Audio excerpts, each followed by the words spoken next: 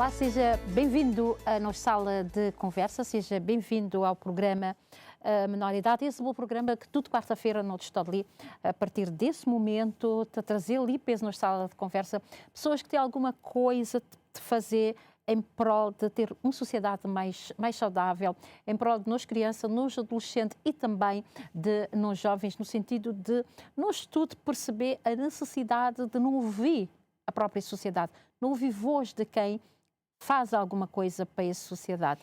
E hoje vamos receber a Patrícia Sato, dizer também que esse programa também ser em português, exatamente porque a Patrícia é brasileira, como ela acabou de dizer, fala um crioulo lá de Santa Luzia, então prefere que conversemos em português. Patrícia Sato Silva, obrigada pela disponibilidade. Devemos cá falar um pouco sobre Jocum. Ouvimos muito falar de Jocum, mas não temos esta oportunidade de aprofundar e perceber o trabalho que vocês têm feito em Cabo Verde. São os fundadores das tendas El Shaddai. Todo mundo conhece muito bem as tendas El Shaddai e o trabalho que têm feito ao longo destes anos. Eu gostaria que me falasse um pouco sobre vocês. Ok. Desde já nós agradecemos também por essa oportunidade, Carmelita, e senhores ouvintes também. Jocum quer dizer Jovens com a Missão. Nós estamos em 18 países e chegamos aqui em Cabo Verde em 1994. Uma equipe de brasileiros, e depois eles precisaram voltar e ficou o tio Honório Fragata, que todo mundo conhece, que como líder da tenda, desenvolvendo trabalho aqui com toxicodependente. Também hoje nós desenvolvemos trabalho com crianças, temos um jardim no fundo de Calabaceira. Tivemos também um ano passado, nós trabalhamos com ação social com a comunidade. Nós temos a percepção de ver qual a necessidade da comunidade, nós levamos assistência médica para essa comunidade. O ano passado nós tivemos aqui Tchada Mestre Paz, que foi o Amor em Ação, que foi um tempo muito bom. Então, de Jocum nós desenvolvemos esse trabalho aqui em Praia. Vocês estão aqui na cidade da Praia. Quando falamos desta área social que vocês estão a trabalhar durante vários anos com as tendas El Shaddai, vais agora ter que me contar esta história das tendas El Shaddai no sentido de percebermos o trabalho que vocês fazem no terreno, sobretudo agora com esta associação de menores, cada vez mais menores, esta associação com o álcool. Como é que vocês têm exatamente feito este trabalho no sentido de recuperar e dar uma vida saudável a estes, porque são menores? Sim. Hoje na tenda El Shaddai nós não temos menores lá. Hoje não temos, não. Hoje não tem? Não tem menor, não. Porque hoje eles têm trabalhado mais com os adultos. São pais de família, que muitos deles, infelizmente, perderam sua vida social exatamente por causa do alcoolismo e por causa das drogas. Então, acaba na hora, o nosso objetivo como tenda é exatamente trazer essa restauração para essa família, trazer de volta os valores que foram perdidos. E quando você chega lá, quando você ouve aqueles homens, você vai ver histórias surpreendentes e assustadoras, porque esses homens que hoje são homens, eram crianças, que começou exatamente a se envolver no tempo de criança. Eu tenho um histórico mesmo. Sim, porque há este histórico desta passagem dos menores que hoje são adultos a precisarem do tratamento. Exatamente. Agora, por que isso acontece? Eu tenho uma história mesmo de um rapaz, eu vi, que nós trabalhamos também na área do aconselhamento, e ele começou a se envolver no alcoolismo, porque quando ele era pequeno, o pai ia para os bares e levava essa criança também. Não só levava, ainda ele violava uma lei, porque ele ainda oferecia para a criança uma bebida. E a criança se tornou o quê? Exatamente um viciado no álcool, no alcoolismo. Quando vocês fazem este trabalho nas tendas El Shaddai, tem todo um percurso e todo um processo que vocês trabalham dentro das tendas. Hoje quem está desenvolvendo esse trabalho é o Antônio Furtado, mas existe um processo. Primeiro, ele faz uma reciclagem com essa turma, ele vai ouvir o toxicodependente, a família, ele precisa querer realmente ser recuperado, ele precisa querer, esse é o primeiro passo.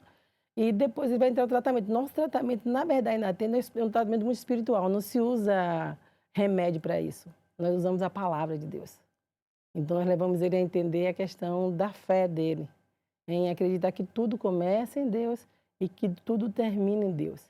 E se a gente parar para avaliar, o que tem levado o homem do modo geral, a humanidade, a entrar em uma situação dessa, como o alcoolismo ou a droga, é a questão do quê? A crise de identidade. Quem eu sou? Quem é que eu sou? Muitas vezes ele já não sabe quem ele é, porque ele não teve a afirmação do pai.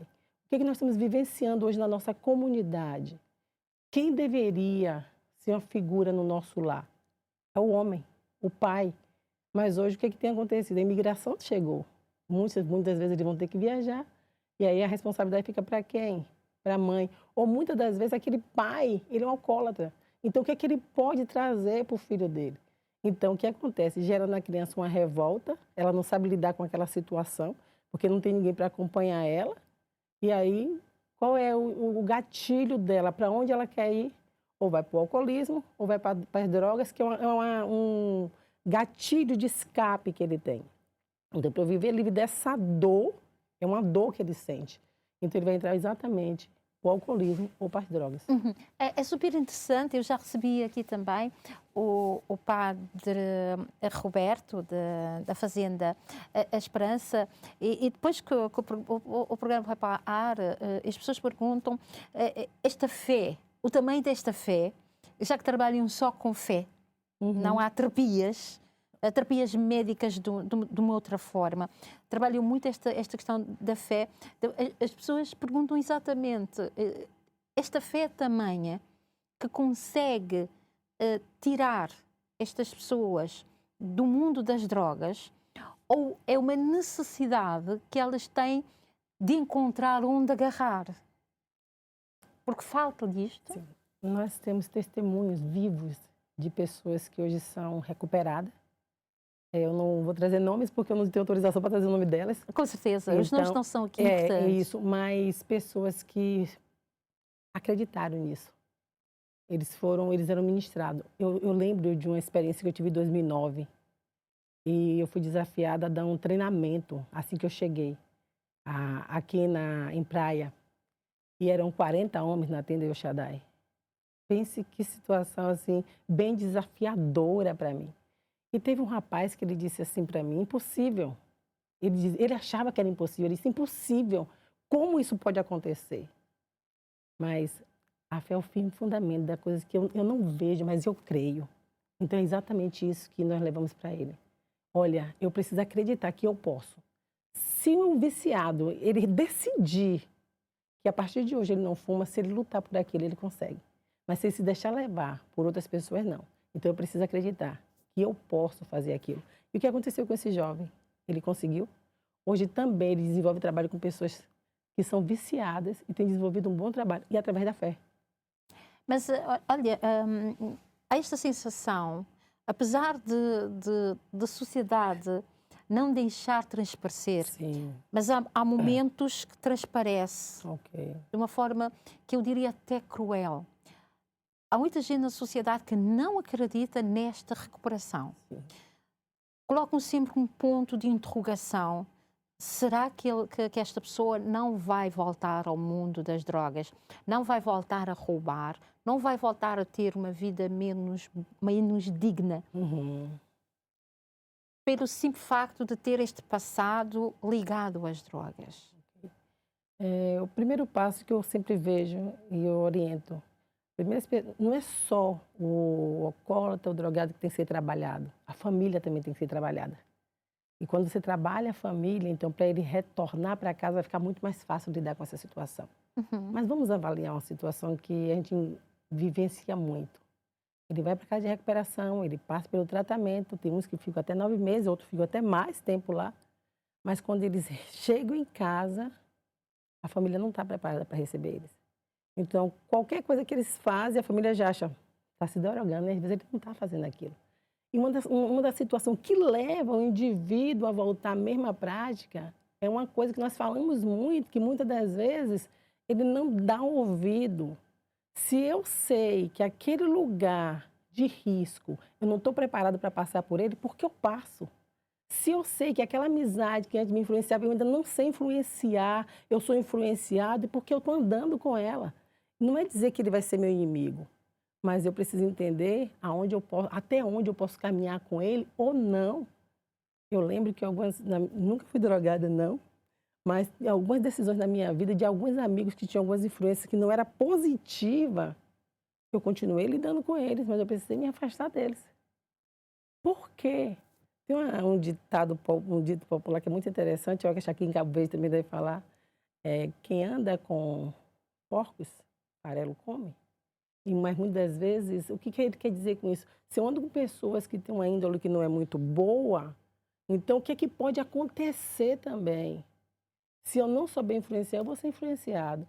Então, uma das orientações que nós damos exatamente para esses jovens é, olha, você passou por esse processo, você passou pelo processo da obstinação, da droga ou do alcoolismo, você venceu, eu venci.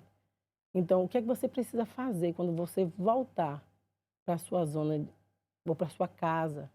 Você precisa entender o lugar que eu não devo passar mais. Eu preciso entender que eu preciso evitar. Sabe por quê? É uma luta todos os dias. Dizem esta frase que é um dia de cada vez. Exatamente. Hoje estou limpo, hoje eu estou limpo. Uhum. Usam muito durante todo aquele processo porque estamos a falar de jovens, Sim. estamos a falar de pessoas e muitas vezes estamos a falar também da questão de mão de obra. Sim. Porque são pessoas com força para trabalhar e que estão naquela situação de vulnerabilidade. Sim. Em relação. E é outra coisa também que muitas vezes nos passa de lado, apesar de ouvirmos e de entendermos que estamos a falar também de uma doença. Sim, exatamente. Que precisa também de outro tipo de tratamento. Ok. Como é que vocês conseguem julgar? Okay. E realmente é uma doença. E ele precisa, esse é o trabalho, agora é trabalhar a mente dele. Uhum. O que eu penso, eu sinto, a psicologia diz isso, eu penso, eu sinto, eu ajo. Então, eu posso lidar com ela. Eu posso lidar. Tem casos que vai até para um tratamento, sim, tem casos. Mas pelo menos lá, até então, nós não precisamos chegar a esse ponto. Mas tem casos que às vezes é necessário ir até para isso. Porque já mexeu completamente com a mente do indivíduo. Uhum. O indivíduo já não tem nem mais controle emocional. Porque ele está completamente quebrado. E dá para perceber, é como diz assim, a consciência dele. Correr para pedir ajuda. Eu tenho uma necessidade. Então, eu sei que eu posso caminhar com alguém. Sabe algo que eu acho interessante? Diz assim, é bom que sejamos dois.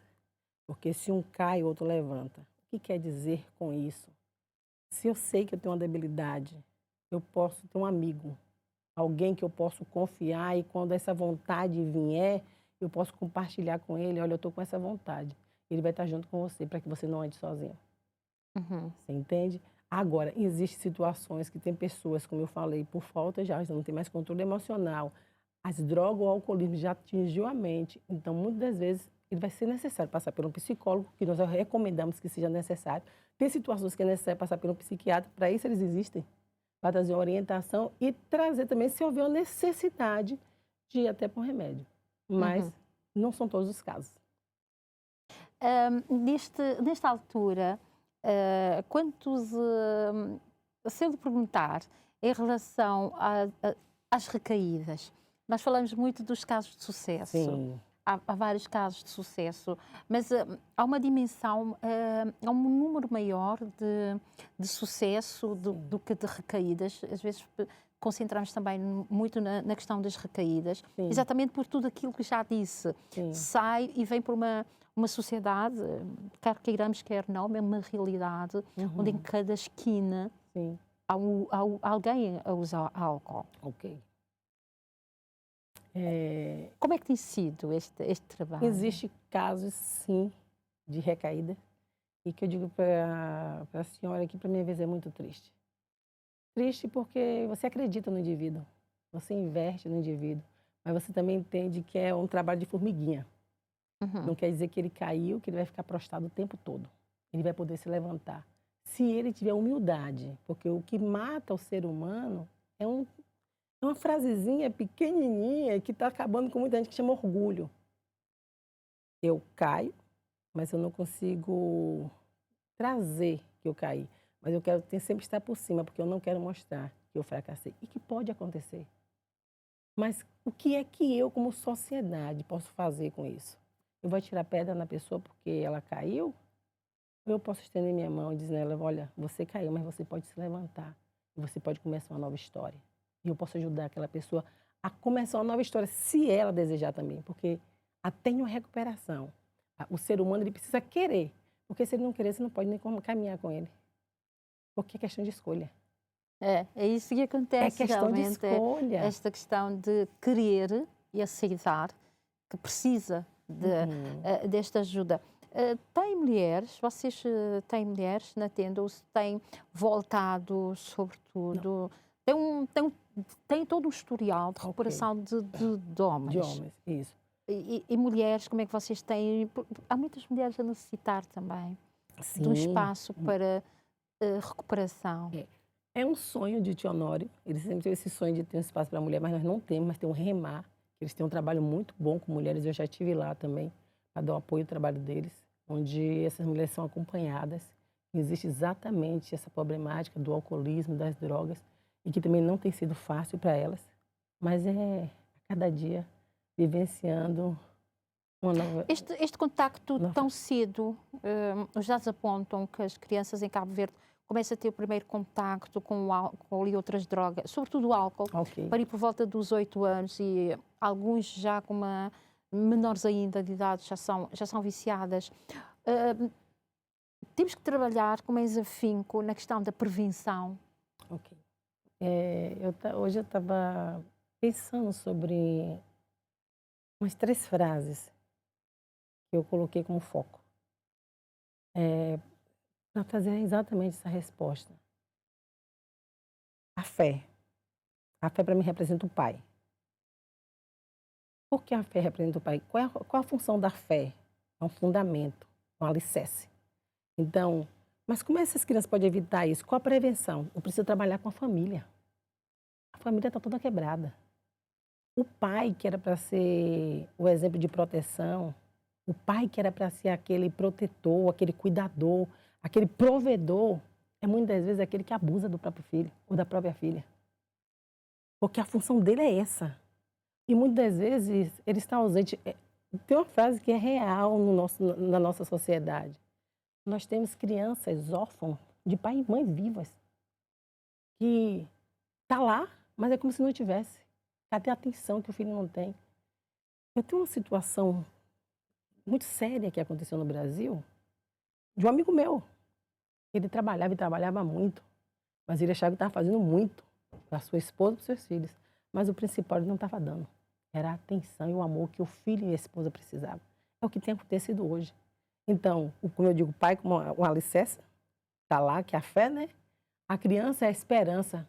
A criança tem a esperança de um futuro melhor, de um sonho, de uma expectativa. E muitas vezes esse sonho é abortado, esse sonho é destruído. Porque aquele que era para construir é aquele que vem e destrói. A mãe é o amor. Aquela que vem, aquela que abraça, aquela que cuida. Mas muitas vezes ela está tão ferida, tão machucada. Se ela não cuidar, ela utiliza o filho para machucar até o próprio marido. Porque essa vai ser a minha arma. Como eu posso cuidar da minha família se eu estou ferido? Primeiro tem que se curar para depois... Primeiro tem que ser curado para depois curar. Então, essa é a situação que nós estamos vivenciando hoje. Por que as meninas, os jovens, estão vivendo uma situação dessa? A nossa maior problemática está dentro da nossa própria casa. Nós precisamos trabalhar nos nossos lares. E vamos aqui fazer um curto intervalo. Patrícia, isto foi a correr hoje, não é? Vamos fazer um curto intervalo, regressamos daqui a nada. Para o pouco está lá na casa, acabou de sair do lugar, não te voltar. Já, já.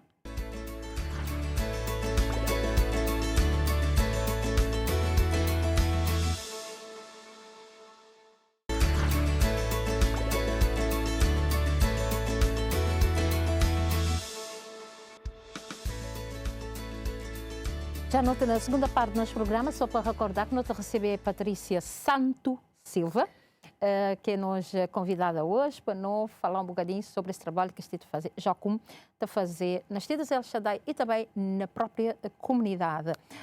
A Patrícia, vocês têm na zona de Calabriceira, como disseste na primeira parte, um jardim infantil, mas não é só este jardim, vocês fazem um trabalho social nos bairros que mais precisam, na cidade da Praia. Eu gostaria que nos fizesse perceber exatamente o trabalho que vocês têm feito e, sobretudo, lá mais para a frente, vamos falar daquela... É tipo uma escola de família.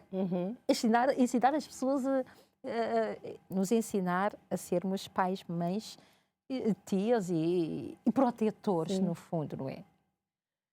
Nós estamos ali no fundo de Calabaceira, tem um casal que está lá. Eles desenvolvem o trabalho com as crianças, não só com o jardim, mas também com o futebol.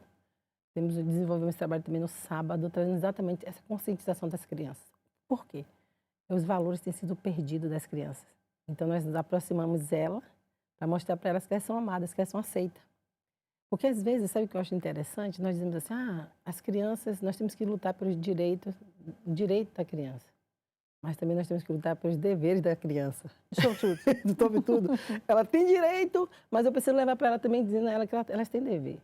Elas têm um dever a cumprir. Um exemplo, as crianças estão no jardim. Ela tem um dever, ela tem as tarefas que ela precisa cumprir. Ela precisa respeitar o pai, ela precisa respeitar a mãe, ela precisa ajudar o papai, precisa ajudar a mamãe. Então, são princípios que nós vamos levando para as crianças que muitas das vezes vão sendo perdidos. E que muitas das vezes, papai e mamãe, às vezes, não tem tempo. Mas eu também não vou jogar toda a responsabilidade para eles, porque muitos têm que sair cedo para trabalhar. Pois, e é aí, uma realidade. É essa realidade que nós vivenciamos, porque muitas vezes o marido não está fora. Então a mulher tem que sair cedo, ou vice-versa. Então acaba na hora, o nosso papel lá agora como jardim é ser exatamente esse pai e essa mãe para essa criança. Agora, não hesitando, não tirando também a responsabilidade do pai e da mãe. E uma coisa que eu acho muito interessante, que a gente convida que os pais e da mãe estejam, que é bem importante nas reuniões de pais e mestres. Isso é importantíssimo, que eles não percam essa oportunidade de estar ali. Primeiro que para a criança, isso é importante. Saber que a família está lá e que alguém que lhes quer bem, que os protege. Exatamente isso. Eu fui convidada para dar uma palestra em um jardim e eles queriam que eu falasse exatamente a importância do papel do pai e da mãe, exatamente na criação dos seus filhos e na escola dos seus filhos.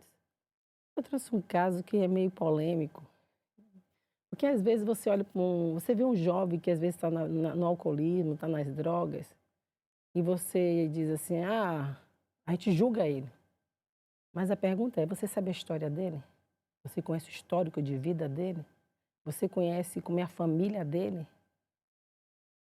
Você conhece a família dele?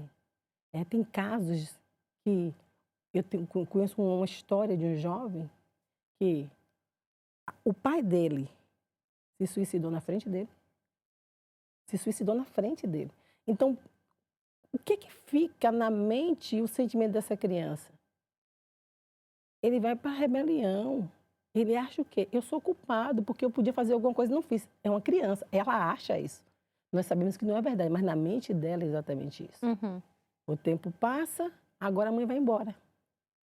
Quando a mãe vai embora, qual o sentimento que vem no coração dessa criança? Agora, rejeição. Eu fui rejeitada. E na mente dela, ela vai pensar o quê? Minha mãe foi embora porque eu podia ter feito alguma coisa pelo meu pai e não fiz. É a mente de uma criança.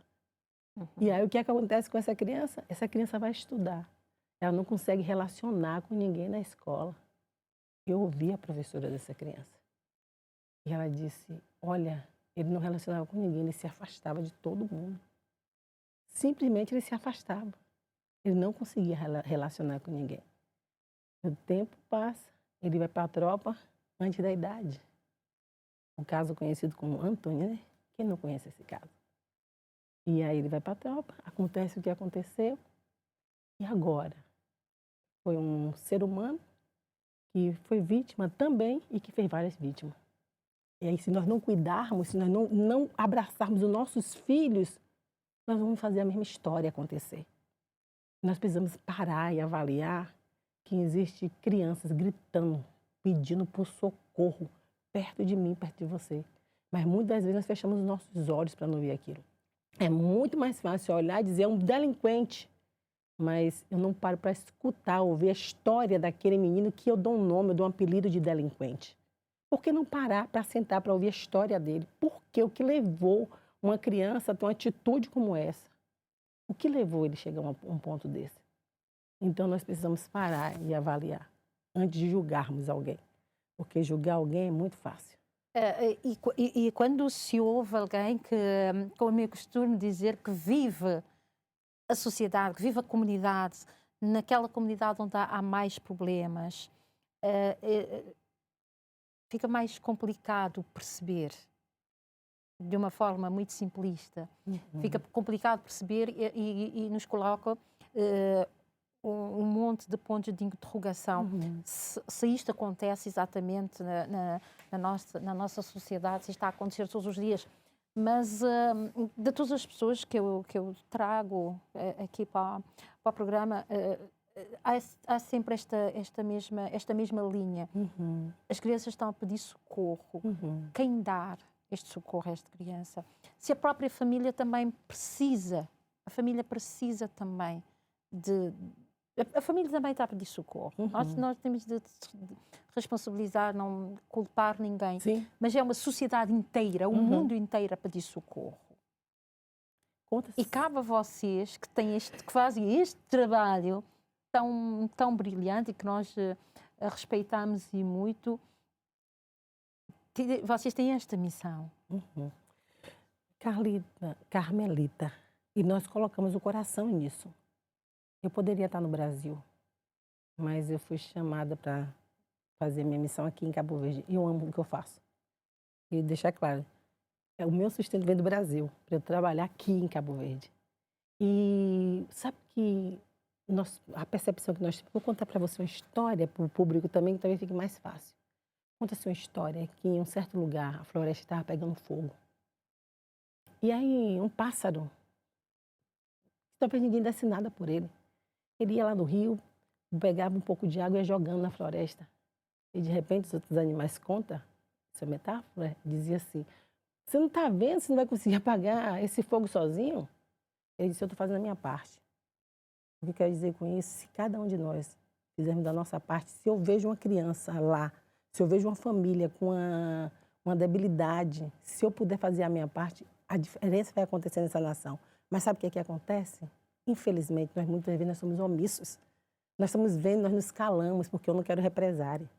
Eu me calo porque eu estou com medo do que vão dizer, vão pensar, vão fazer comigo. Mas eu estou tendo uma percepção de uma situação seríssima do meu lado. O que eu preciso fazer? Eu preciso reagir diante daquilo. Nós fizemos uma atividade uma vez e eu via o povo assim, indiferente. Sabe por quê? Eu estou adaptado. Eu já me acostumei com a situação. Quando eu me acostumo com a situação, eu não faço nada. Sabe o que é o significado do amor? O amor é um sentimento que está lá dentro de nós e que ele só vai ser real se eu colocar ele em ação.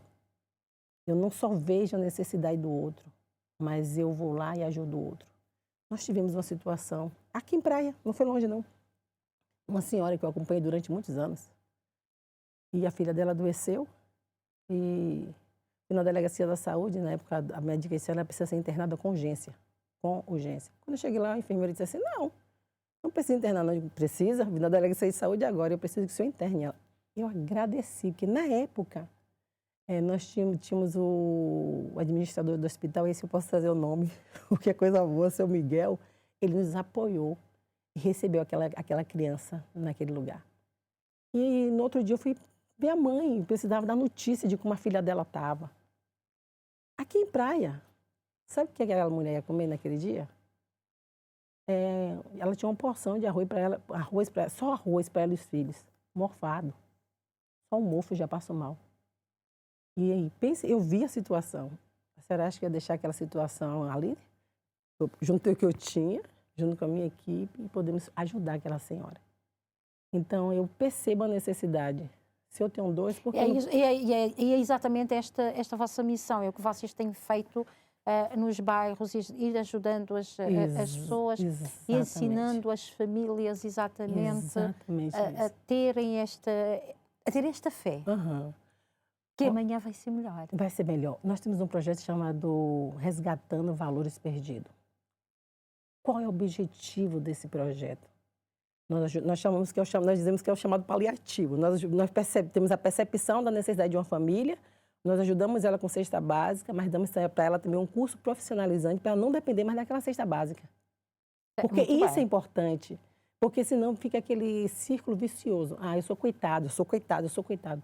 Não, cabo-verdiano, nós não somos coitados, não. Nós temos um valor, nós podemos conseguir. No dia que eu disser assim, eu consigo, eu posso, eu consigo, eu posso. Eu tenho que querer, eu tenho que determinar.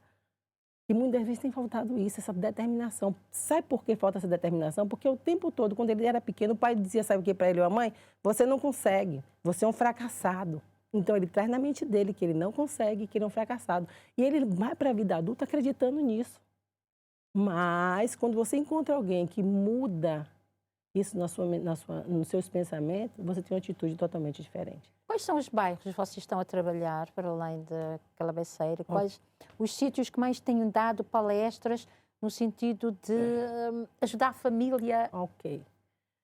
Bairro Brasil, nós já tivemos também em Vila Nova, já tivemos no interior também. Em Achada-Laches, tivemos uma atividade o ano passado em Achada-Laches também, que foi muito boa. Tivemos até algumas ajudas também. Muitos patrocinadores nos ajudou para que nós pudéssemos realizar um trabalho com as crianças lá e alcançar aquelas crianças. Gostaríamos de fazer muito mais, mas muitas das vezes nos falta o quê? Exatamente os recursos necessários para fazer. Porque pessoas para fazer tem, mas muitas vezes nos falta recursos. Mas mesmo assim, com o pouco que nós temos, nós não deixamos de... eu não vou fazer porque eu tenho pouco. Eu posso fazer. Eu posso dar para você esse pouquinho. Vamos dividir um pouco? Vamos lá? Nós temos uma norma na nossa casa. Ninguém chega na nossa casa e pode sair de mão vazia. Ninguém. Ela não pode sair. A gente precisa fazer alguma coisa por ela. Uhum. Uma coisa que nós temos também na nossa casa, na hora do almoço, é proibido utilizar móvel. É proibido. Os relacionamentos têm acabado. Como é que eu quero uma sociedade boa se não existe mais comunicação? Como é que você vai ter a percepção que o seu filho está ruim se o seu tempo todo é no móvel? Eu vi uma publicação essa semana que eu disse, bem assim, botaram assim, mãe e filho se encontraram na casa depois de 3 dias sem internet. Sim, pense, você viu isso? É um meme, mas é um meme muito pesado. Mas é pesado, mas é uma realidade. Olha, sabe como aqui, em Praia, um dia eu estou passando na frente da escola de um dos liceus, eu disse assim, gente, o que é isso? Eu brinquei com os meninos, o que é isso aí? Eles estão em círculos, conversando um com o outro, mas ninguém olha mais para ninguém. Como esse bate-papo aqui, coisa boa poder olhar para você, olhar para os seus olhos, olhar lá dentro, ver a sua alma. É isso aqui. Então, a gente não consegue mais prestar atenção.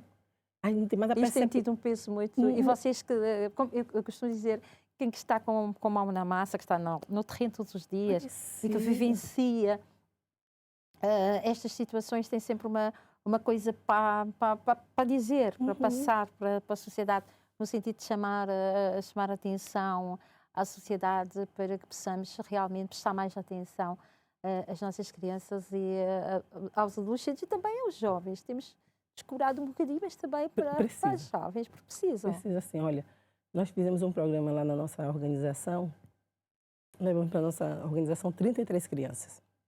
Eles passaram 3 dias conosco. 3 dias. E foi um programa muito bom. Tivemos até ajuda também das Forças Armadas. Foi muito bom mesmo. E sabe o que mais chamou a atenção? No último dia, as crianças choravam que não queriam ir embora, não. E a mãe dizia, o que vocês fizeram com meu filho? Nós tínhamos o chamado à mesa. Carmelita, você sabe o que é a mesa? Mesa significa comunhão, relacionamento. Ninguém usava móvel, as crianças, elas brincavam, eles voltaram realmente a vivenciar o tempo de infância, o que nós estamos tirando das nossas crianças, muitas das vezes. E elas choravam, e tentei fazer o ano passado, de novo esse programa, mas só que aumentou o número de crianças, nós tínhamos 150 crianças, só que é de vários bairros, nós misturamos os bairros, por quê? Para acabar essa questão de rivalidade, bairro tal, quem é do bairro tal não pode ir para tal, não, vamos acabar com isso, nós começamos a trabalhar com essas crianças nessa base. Só que quando eu fui ver o local, para 3 dias, Eu não sei se a gente diz assim, vamos lutar pelo direito da criança, mas quando percebe que é uma criança de vários bairros, parece que existe uma resistência tão grande. E a gente diz, vamos lutar contra isso, mas na verdade a sociedade não tem lutado contra isso, algumas pessoas. Um rapaz me cobrou 100 mil escudos por 3 dias para fazer uma atividade com criança. Para 3 dias, sem nada, sem lanche, sem nada. Eu não tinha condições de fazer isso. Eu disse, vamos voltar, vamos sonhar para outro tempo. Porque agora não dá, porque o nosso espaço hoje não dá para nós fazermos essa atividade que fazemos. Fizeram no ano passado aquela passeata Nós é de Paz. Sim, Tchada Mestre Paz. Tchada Mestre Paz, tem aquele outro também que é Nós é de Paz. A possibilidade de te reunirem outra vez e, em vez de fazer apenas uma passeata, mas puxar mais a sociedade para este sentimento de pertença. Sim. Que isto também é nosso. Não está lá fora, eu estou na minha casa, estou no meu conforto, não saio, não vou para a sociedade, não vou para a comunidade para sentir de perto aqui, o que é que se vivencia. Chamar a sociedade, não é só uma passeata uma vez, mas chamar a sociedade no sentido de estarmos ali também para participar e tentar fazer alguma coisa. Vocês têm isto em mente, não só passeatas? Não. Na verdade, o que acontece? Depois que tivemos a passeata, nós já voltamos no bairro Brasil mesmo e fizemos uma ação social onde conseguimos atender 52 famílias com cesta básica, mas nós não divulgamos isso. Por quê? Eu entendo assim, ele já existe a necessidade dele, eu estou trazendo o fato, a história. Ele já existe a necessidade dele, da fome, e agora eu vou pegar a foto dele, vou utilizar, colocar na rede social para dizer que nós ajudamos com aquilo, não. E é uma coisa que eu sempre falo com eles. Então, de estar junto. Agora, é aquela questão também, a comunidade precisa querer. A comunidade precisa estar disposto a isso. E muitas vezes você percebe que existe estão dispostos a também tentar fazer de novo esta união. Sim. E como disse há bocado, mesmo crianças, eu não posso... por exemplo, eu vivo aqui na Chada de Santo Antônio, nem sequer é o único bairro. Sim. Mas há, como eu costumo dizer... Há uma espécie de uma comunidade, de comunidades dentro da Chada de Santo Antônio. Há os do Brasil que não vão para o lado do Dinós, há os do Dinós que não descem para o lado do Cobom, outros que não vão para o meio da Chada. Enfim, é uma espécie de... É só na Chada de Santo Antônio, que é um dos maiores bairros da capital, você consegue encontrar estes pequenos focos. Há a possibilidade de vocês tentar outra vez fazer este trabalho, chegar mais perto dos jovens e acender aquela velinha, a velinha da paz. Na verdade, esse trabalho... Que é uma luz, não é? É uma luz. Esses trabalhos, eles são feitos. A gente não parou de fazer. Ok. A gente não parou de fazer, porque nós entendemos que é um trabalho de formiguinha. É um pouco aqui, um pouco ali, até você trazer essa conscientização. Eu tenho que conscientizar eles. Você quer, eu quero. Então eu caminho com você. Se você quer, eu vou caminhar com você. Mas se você não vê resposta, só para você ter uma ideia. Olha, foi bom a atividade de Tchada Mestre Paz. Foi muito bom. Eu fiquei assim muito impressionada como as coisas funcionou. Nós tivemos várias coberturas da televisão. Foi muito bom mesmo. Mas deixa eu te falar uma coisa. Mas existiam algumas prioridades que foram trocadas. Porque coincidiu que dia 1 é dia de quê? Interior, dia do milho. E aí, o que acontece? Muita gente foi para a festa do milho. E são coisas, muitas vezes... É bom mudar as datas. Então, é melhor coordenar as datas. As datas. Ou sabe o que acontece? Talvez esse é o objetivo mesmo. Gerar esse impacto. Porque eu preciso entender o que é prioridade. O que é necessidade? Eu posso comer milho dia 2? Eu posso. Mas qual é a necessidade agora? Ou a prioridade agora para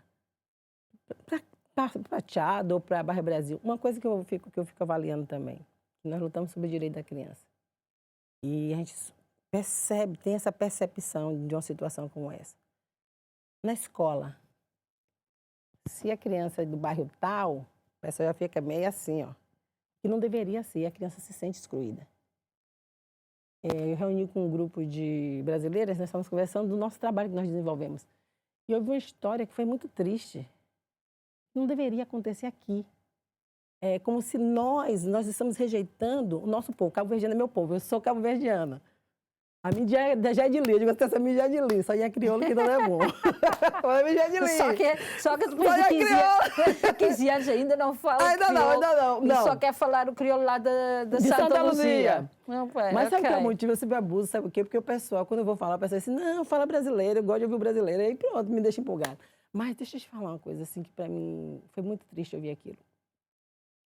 Uma amiga minha faz atividade no interior e ela queria fazer uma festa diferenciada para as crianças. Mas só que a zona que essas crianças moram não é uma zona muito aceita talvez como é o nome dito, aceita pela comunidade.